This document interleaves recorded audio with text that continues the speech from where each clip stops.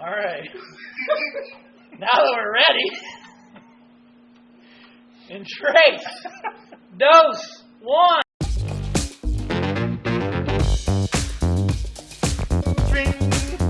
And we're live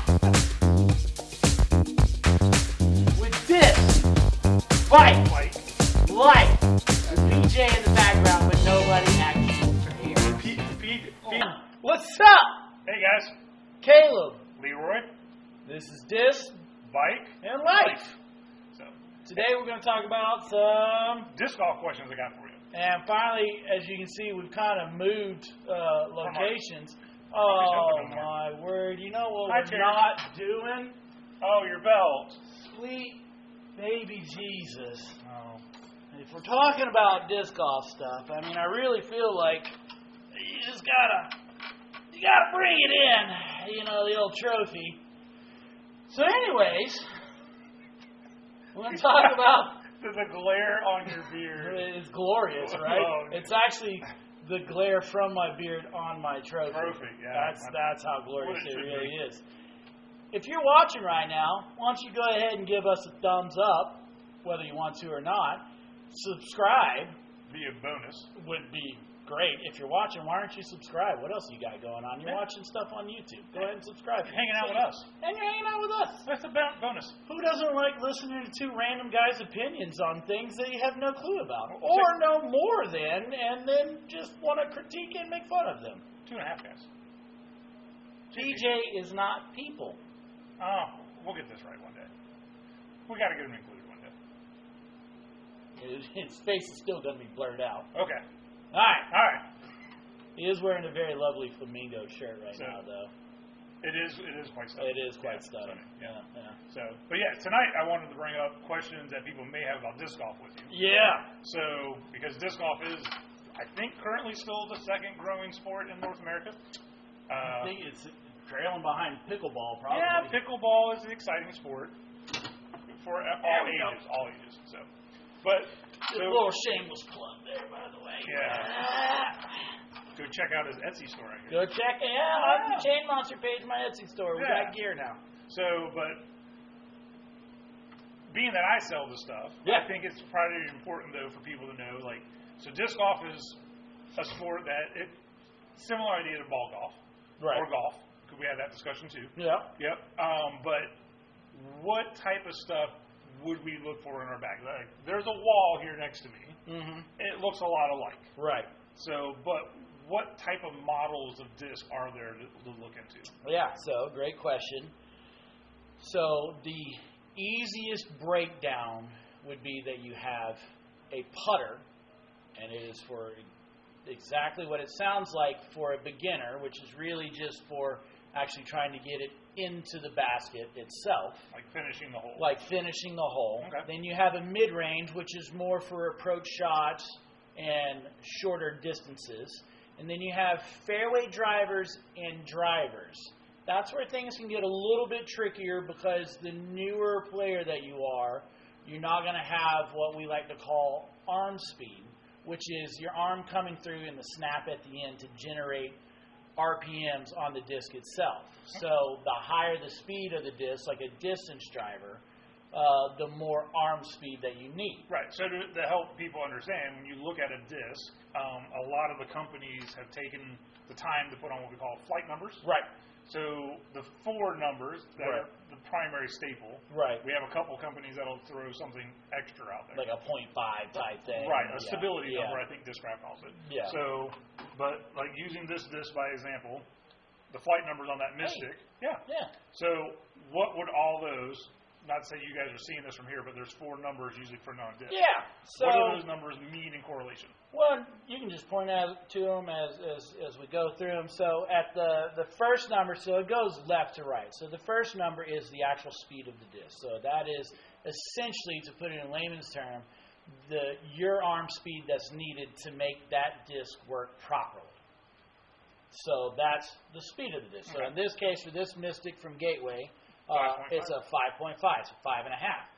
The next number is the glide. So how long essentially it should relatively travel or stay in the air. So Some discs with less glide, they're going to drop a whole lot quicker. Discs with a lot of glide, they're going to kind of float and ride it out. Yeah, you watch that air bounce. Yeah, exactly. All so right. then and this is a 5. So that's pretty decent glide, and that's pretty common for a mid-range style disc. Next number that you have is the stability number. So the stability of a disc, in this case, is a -3. What that number implies is that it's going to fight against its normal flight pattern, what it's supposed to do. So if I throw it right hand, backhand, it should go left. But since this is a negative number, it's going to have a tendency to stand up and potentially even turn over. So, and you're saying, to let people understand, they're going to, the way Caleb throws is he's going to reach back with his right hand and release, and that number being, if you released it at 12 o'clock, if we want to say, like, as I'm coming through at 12 o'clock. Proper release angle and everything, all of that definitely applies. Yeah, keeping everything completely neutral. If I let it go at 12, that -3 means it's going to want to fight and go to the right more. Exactly. Okay? Then the fourth number is? That is the fade. Right. So that tells you how hard it's going to come back. So if you sidearm it or if you backhand it, how hard the disc will actually fade back. Because fade is going towards the natural flight of the disc. Right. So in this case for the Mystic, it's a 0. So it's really not going to come back to left at all. Exactly. Right. And using that as a generalization, right hand, backhand throwing. Right. All those numbers change if you sidearm or you're left-handed. Exactly. Yeah, so all that changes. Well, and just arm speed and everything else. And honestly, for those that are watching that are just getting into the sport or new to it or whatever else, that's a great beginner disc. Yeah. I mean, those are great numbers for somebody that's just starting out. It would be something similar compared to, for that style of disc, to like a fuse, right? Yeah, I mean, fuse would be good along those lines. Yeah. So, but and really, you say that because for beginners, their form and technique, they're probably releasing earlier. Correct. So that's a lot of it. They're releasing earlier. A lot of new players do what we like to call swooping, where they come from really low and go really high and basically try to hit the moon. Right. That's not proper release. And so there just ends up kind of doing that number right there, and then they go, well, you said this, or you said that. Well, you can't throw that way. Right. So before I go on to the next question, but out of those, so generalization, a driver, you talked about distance. So drivers between fairway and distance, you're talking someone that can throw 200, or are we talking further? So it's dependent on person. So I will use myself as an example. Okay. I don't have the longest arm out there. There's definitely people that can throw farther than me. But if I were to throw a fairway driver, a good example would be AGL's Locust. It's a fairway driver. It's a 9-speed. So going back to those numbers, it's a 9-speed. I do believe a 6 glide. Yep. And I think a -2 and then a 1 is the numbers for that disc. So with those last two numbers, it tells you it's going to flip up, but the one's telling you that it's going to try to come back. So that's a fairway driver technically, but I can throw that fairway driver, especially because of the higher glide. So those numbers, again, you got to kind of pay attention to that. I can throw that closer to like 400. Okay. And the right kind of wind, I can get it farther. And the distance driver with more power, you could go reach further. Exactly. Like the G1 that I know you The G1 from Gateway that I love, I can get those 450 on a good rip. So, and then a mid-range, we're saying 120, 180? For new players? Well, yes. Yeah, okay. For new players, 100%. That's a great distance. Okay. For more seasoned players, and seasoned players, y'all already know what you're doing. And if you're not getting at least, what was the second number you said, 200? Close to 200, 180. If you're not getting 200, you need to start doing lessons. Yeah. So, and then putters, we do know, me learning even more now, you can take a putter and throw it off the tee pad also. Correct. And we know some people. It's not traditionally like ball golf, right? Where, your irons are specific set distance for the most part. and you only use your putter on the green and stuff like that. This differs where, you can throw with your putter. You can throw with your driver on a putter shot. If you want to, right. Yeah. Right. I mean, there's all kinds There's no set rules. There's no set rules. Yeah, because we have friends that can take a putter and sling it 400. Right. We know a small handful of those guys. Oh, yeah. Yeah. All right. So my next question, because we brought up drivers. Yep. Distance drivers and fairway drivers. Yeah. What is some of the significant changes of those two discs? So, you want me to grab two to? You can. So there's definitely going to be a rim profile difference. So what do we have here? This is a Prodigy H3 V2. When I was throwing Prodigy, I love these things. They're actually a great disc. And there's an Assassin. There's an Assassin. So H3 V2 is an 11 speed. Yep. Give me a little more wide rim. Something or another. Coming off the camera. You're on it. D3. There we go. That'll do the trick. One of my favorites. So I'm going to date myself. Back when I started playing, the fastest disc you could get was the end of a Boss. We've grown past the Boss nowadays. So it used to be the distance drivers were actually the fairway drivers. Okay. So the Valkyrie is a good example. Roadrunner, those discs, like those were our distance drivers back in the day. Firebird, the Wraith, all of those discs. Banshee. The Banshee, that's another great one. Yeah. The Beast was actually my personal favorite. The JLS from Millennium, I don't even know if they make that anymore. But that was a great disc that I love too. Anyways, so part of it was remember we said the speed of the disc, right? So this Assassin here, it's a 9-speed. That's perfect, right? So that's kind of what we're talking about. 9.6, negative 1.5, and a 1. It's actually fairly similar to my Locus. Yep. But, so part of it is, and I'm going to get closer to the camera, part of it is the fairway drivers, you can kind of see that rim profile versus this is a D3 from Prodigy, and you can see the difference in the thickness of the fairway versus the distance driver. And this D3 is a 13 speed, so a substantial uptick on arm speed for actually throwing. So that's a lot of the changes that have happened. Like I said, in the past, these are what we had. And the technology's gotten better and the manufacturers have gotten better out there with really coming up with these wider rimmed discs. And these are the ones that, you can really, I can just grab that bad boy and rip onto it as hard as I want to and just let it rip out of my hands. You can do the same thing with fairway drivers, but these also allow for a little bit more touch control, a little angle finesse, everything else. So Anheuser.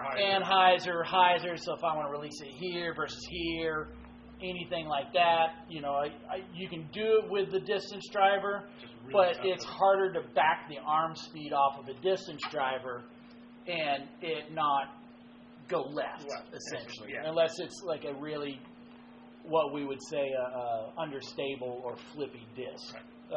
Like me with a D6. Exactly. Yep. That's a prime example. A D6, you kind of have to back off at that point in time. But if I back off of this D3 is a prime example, if I backed off the power on this D3, then it was definitely going to go left. This Assassin, I have a little bit more touch control because of the speed.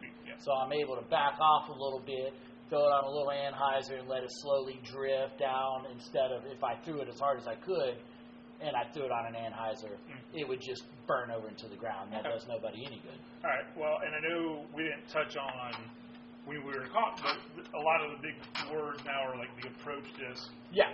So when is the right time to use an approach disc than a mid-range? Great example. Yeah. Or great question. Yeah. I'm listening. Trying to think. Yeah. So I currently use a OG Chief from Gateway. Before that, I used the A4 from Prodigy. Was a big fan of the A4. Honestly, still am. It's as far as I'm concerned, it's one of the better made approach discs that's on the market. and people that don't use it are just doing themselves a disservice. Unless they're sponsored players, then they don't have a choice. So an approach disc, there's always going to be that weird distance range for players. Okay. And they have to find, it depends on the player, right? My weird range is going to be different than your weird range, right? Right. So that's kind of where that approach disc fills that slot. And when I say weird, it's too far for me to be able to throw my putter, but it's too close for me to throw my mid-range comfortably without trying to throw it as hard as I possibly can and end up throwing it to the right or you know, throwing it to the left or sky high or whatever because I'm trying to throw it too hard. Gotcha. That's where the approach disc comes into play. Right. So now I can throw that comfortably because it just fills that void. Right, and as a utility disc, it tends to, like ground play, that's a good term to use. Most, like say the A4, I throw that one also. Yeah. Also, I think another good choice is the ball bat. Baobab, out of AGL. They tend to just want to fall to the ground and stay. Yeah, the Baobab I call my get out of jail free card. Yep. It is very much a utility disc. I don't use it as a regular disc. Josh Jones of AGL, he's going to get mad at me when I say I don't use it for flick rollers. I know everybody that throws the Baobab loves to throw flick rollers. I don't use it for that. I do, however, use it for sidearms. Okay. Like I said, for kind of like if I'm in a tough situation and I can't move my arm the way I want to, I can use it as a sidearm and just what I would say punch it real hard, and I can get it to come out on an ante and it'll come back to the right. If I throw a backhand with it, I'm either throwing it on as hard of an ante as I possibly can, an anhyzer as hard as I can, and it'll come back to the left and skip and get good ground play. So that's kind of some of the things that I factor in when I go to use a disc like that. Okay. All right. So my final question I got, other than we know there's going to be difference in price structuring, but plastic molds. So I staged it correctly. So I have Prodigy A4. Okay. And 300 plastic. Okay. So base plastic. Base plastic. Yeah. And then a Prodigy A4 in 750 plastic. 750 plastic. So why one over another? Why is this going to fly different than this one? So in the beginning, they should theoretically fly the same if they're brand new. But with the base plastic, because we used to call it cheap plastic. It's not cheap plastic. No. That was the wrong terminology that we used. Softer plastic, I like. Softer plastic is a good way to use it. Because back in the day, Innova was kind of a leading authority on this, and so they had DX plastic. That's kind of what we use as a rule of thumb to compare stuff to. Oh, it's like a DX this or a Champion that or whatever. But base plastic, as it hits things, trees, noggins, just what have yous, as it hits things, it beats the disc up is the best way I can explain it right now. It's taking the abuse easier. And so it changes the flight characteristics of the disc. Almost always it makes it more understable. Okay. I've never come into a case where if I hit something enough, it gets more stable. It doesn't happen that way. I think that would just break the laws of science for plastic mold technology. And somebody would have the corner market, or the market cornered. We're cornering something in a marketplace somewhere.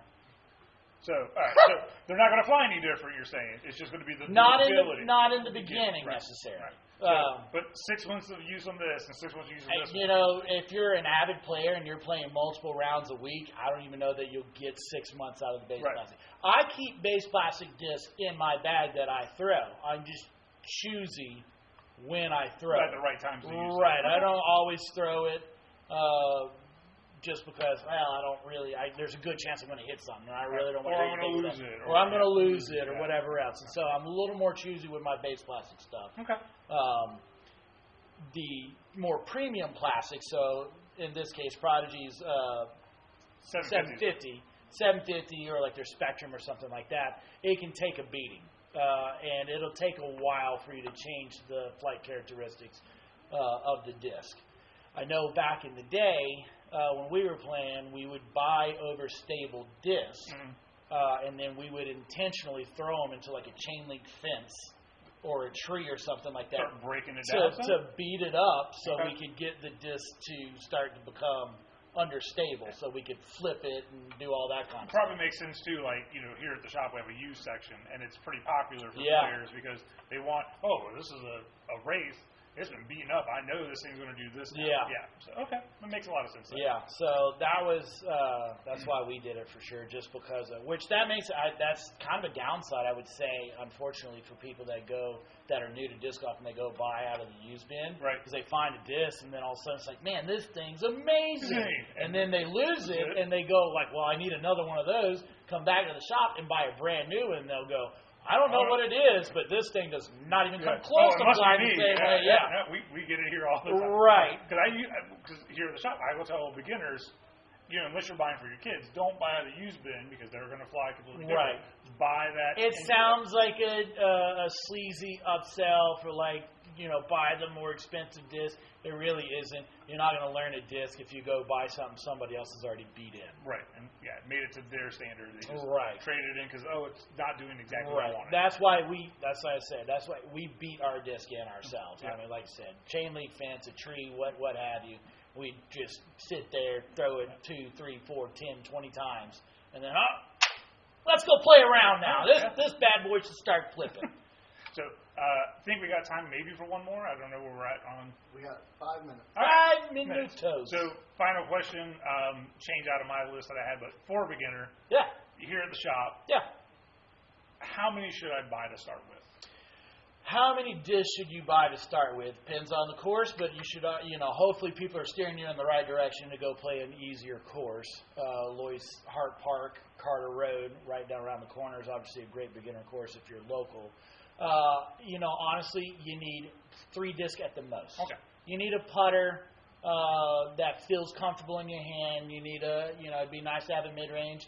And then for beginners, I would highly advise getting a fairway driver. Don't get a distance driver. Everybody thinks they need to start out with a distance driver. I'm hitting 400. They saw Disc Off on YouTube, and they saw Calvin Heimberg ripping a destroyer, or Brody Smith. Any of those guys, it's, especially the big arm guys, Paul Macbeth, Ricky, all them, and they go, well, I need what they're throwing. You don't. No. I've been playing for a very long time. I throw farther than you. I can't throw. What? I can't throw nearly as far as any of those guys. I can't throw as far as Brody Smith. I know he gets a lot of flack for, just being himself. Smith, but I can't throw as far as him. Those guys are on a completely different level. So with that, I think we've kind of covered the basics. That's where I really wanted to get time for people to understand this. So it was a good night of just cover all the basics of the basics. Mm-hmm. We got a good baseline. Make sure you like, share, subscribe. Tell your friends. Tell your friends. Tell your mom. Tell your dad. Share us on Facebook too. Share us on Facebook. Leroy's Bike Works. You see there. Instagram, Leroy's Bike Works. Yeah. Facebook, Leroy's Bike Works. Yep. Chain Monster. Instagram and Facebook. Yep. We also have an Etsy store set up on our Chain Monster Facebook page. Go check us out. These hats came out sick. Other than that, got it. deuces. So, are we recording this? All right. This is